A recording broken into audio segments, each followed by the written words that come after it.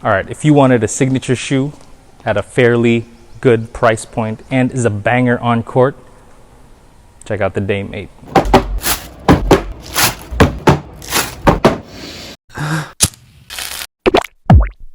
Alright guys, so it's 2022, and as of this video, Dame is still with the Blazers.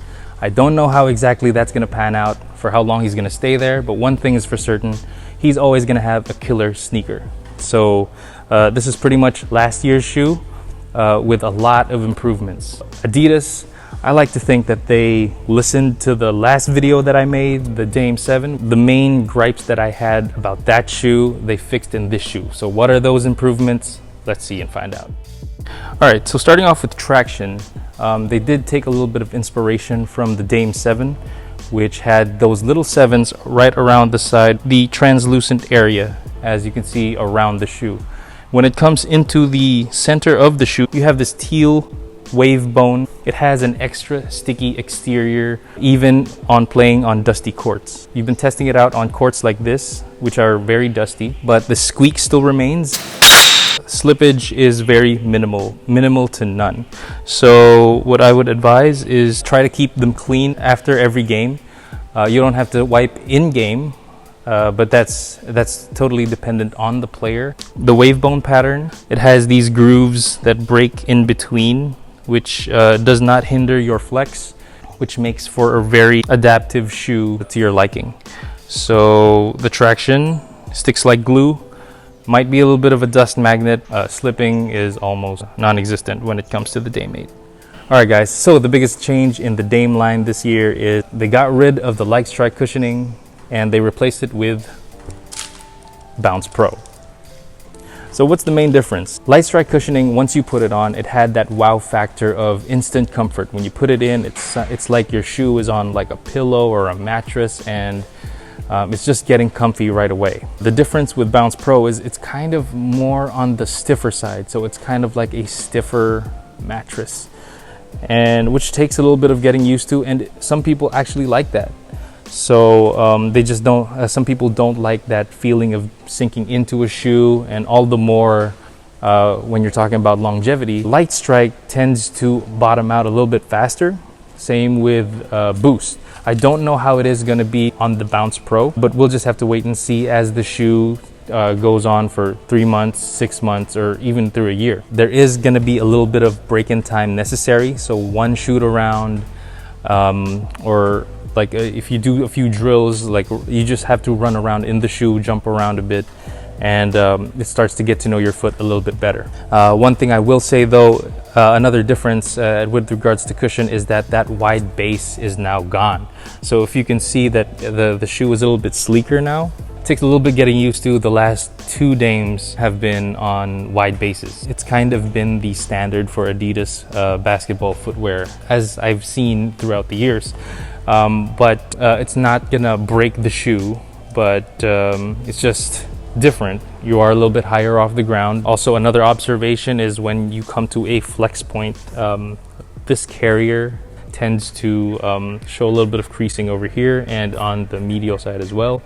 So it's just something that you got to look out for when purchasing the Dame 8. Okay, so as far as fit and sizing is concerned, I went with my usual Adidas true to size, which is 10.5. Keep in mind that I am a wide footer. For me, the length is perfect, and the width is a little bit more narrow because of that wide base being gone. Everything else ties in, and 10.5 was the best size for me, which is every Adidas shoe that I've had except for the Dons have always been a 10.5. Go with your Adidas size, the same size with the last Dame you got. So the Dame 7 pretty much fits the same. So all right, so when it comes to the materials, this is where the support of the shoe actually comes in. So they go in hand. The forefoot of the shoe was the same textile of what they had last year. It's a little bit roomy when you put it on. It doesn't have that sock-like fit. But as you can see here, right around where that thunder, lightning, or that break in the pattern from midfoot to ankle, it's a different kind of textile. It has this elastic exterior. When you yank on your laces, it It produces that that one-to-one sock-like feel. The tongue, very breathable, very perforated. The inside also very well padded. So it's a smooth ride. The last improvement that I want to show you guys is remember that time when we talked about the equilibrium of the shoe? So they placed it back, and now that the shoe has a center, and when you yank on those laces, it actually tugs through the middle and on the sides of the shoe, pretty much like every other shoe out there. But last year they didn't have that. The issue last year was those little like fly wire cables did hold your foot down, but as you wore them, the laces would loosen up because of how adaptive the shoe is and the lack of an equilibrium. But for this year, they actually improved it. They put like a lace loop right in the middle, and they actually put two. It tugs here, and it also like adjusts to how high or how low your instep is. So you have two foundation or stability. And they also added this on the last eyelet, like this little faux leather eyelet, which prevents the lace from actually going back in. So once you tug onto them, that's pretty much all she wrote. The laces are not going anywhere unless you actually have to yank down the tongue to relieve some of that pressure. Big ups to Adidas in improving that and really fixing that problem that they had last year, and adding a little bit more ankle pillows and extra comfort to the shoe. So they found a way to add comfort and provide a lot more support for the shoe. So in my opinion, what could you really ask for more when it comes to the Dame? All right, so the Dame 8 is a vast improvement of the Dame 7, which was already a solid shoe from last year. So they changed the traction, made it a little bit more stickier. They changed the cushion, which lasts a little bit longer. They also changed the materials on the midfoot to give you a really good fit all throughout the shoe and improve your playing experience. So if you ask me, the Dame 8 is a must cop.